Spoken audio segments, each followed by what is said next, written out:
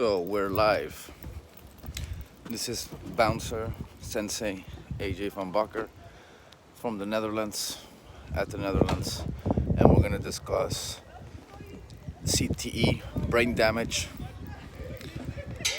from combat sports, particularly from UFC, K1, kickboxing, and all of that good stuff. So there's a lot of concerns and a lot of videos being made lately on this topic. Basically, talking about that light contact sparring is better, like they do in Thailand. Talking about, that it's not good to take brain damage from combat sports, which is kicks, punches, all that good stuff, which is true. But as you guys may know, some of you might know this, I'm half Mexican, I'm half Dutch, and in Mexico in boxing, we spar hard.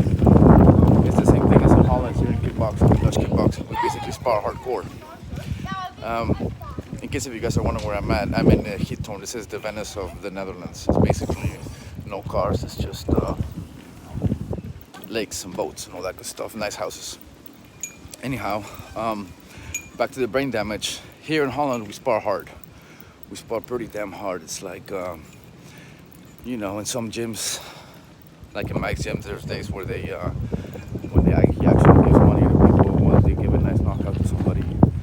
So it's a way different mentality here. And the rest of the world, they might call it amateur, and at the same time, they're surprised why our level is so high here in kickboxing. And it's, number one is the type of training. We train to take the leg kick, so that's hook, low kick, all that good stuff. We train to take the leg kicks in every class, and we train sparring, hard sparring in every class. I mean, it's not abnormal to see broken noses, knockouts, all of that good stuff in this country. So the thing is this, right? If you compare, like, let's say, two twin brothers, they live in two separate places. One does light contact sparring all the time. He doesn't really expose himself to the brain damage. Just does light contact, doesn't really go full out ever. And then you put him against his twin brother who's training, let's say here, who maybe took, let's say, to throw a percentage, just to throw a number. Let's say he took 1% or 2% damage from the training he did here.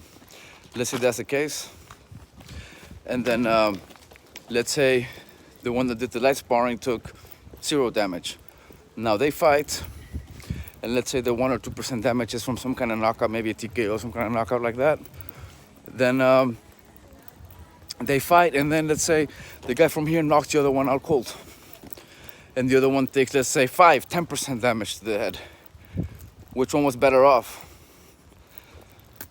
You guys tell me what you think. Which one was better off?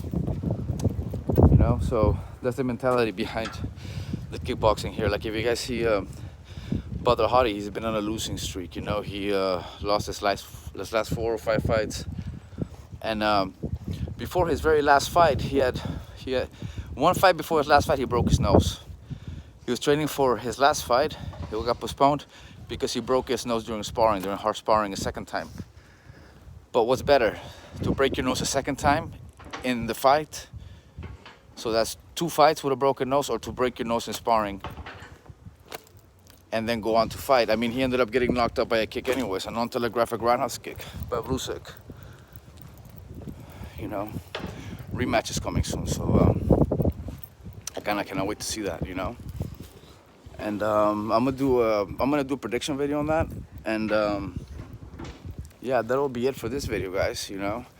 It's just a difference in mentality, but this is why they're better here. This is why the level is this high here. So yeah, in my opinion, if you guys are gonna ask me what's better, light contact or full contact, in my opinion, there should be like a sweet spot, especially for beginners. I really think they should feel it first, because that really does make the difference. And you can always ask to go a little lighter and things like that, but the mentality of always going light, the problem with that is that you're always just gonna lose against somebody who's used to going hard. That is just a reality that the rest of the world doesn't want to deal with. And but they instead worry a lot about the brain damage. But what about the brain damage that you're potentially gonna take from somebody who's used to sparring and taking it hard? This is what has made the difference with Dutch fighters and Mexican fighters. And keep in mind, I've been around both of these types of people, and I've worked doors in both countries. I've done combat sports in both countries, so I know what they're like in both countries. They're the keep going forward, take it type of mentality, and that can take you a long way. Anyways, till the next video, guys. Catch you later.